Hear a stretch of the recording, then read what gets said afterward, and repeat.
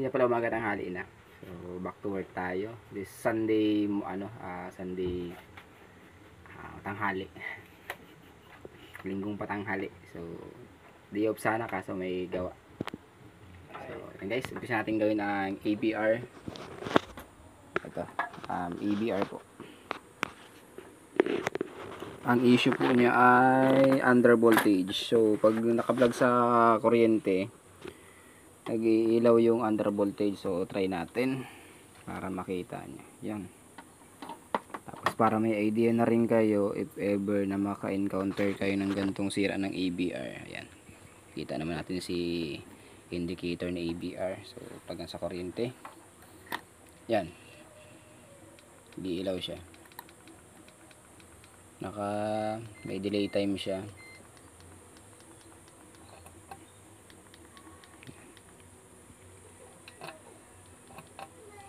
Yan. Yan, pala siya.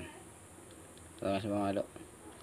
Pero hindi na siya masyadong nag-ilaw yung under voltage kumpara kanina. Pero yan guys is under voltage. So, tuturo ko na yung sira para in case na maka-encounter kayo, alam nyo na yung sira. So, tuturo natin yung sira niya kung nasa.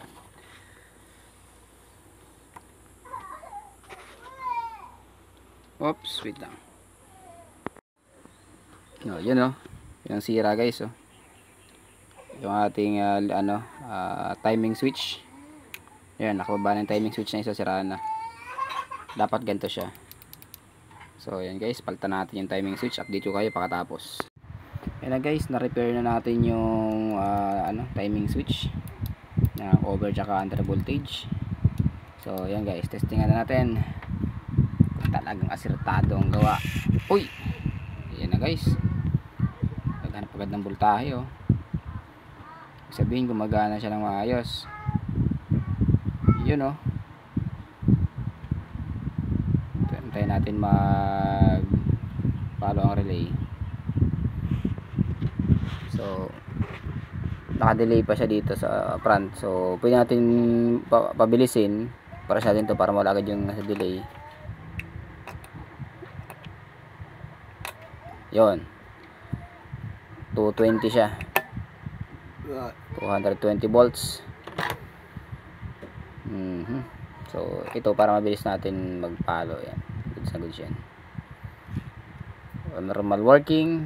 Then, ating servo motor. Stable na rin siya. Yan o.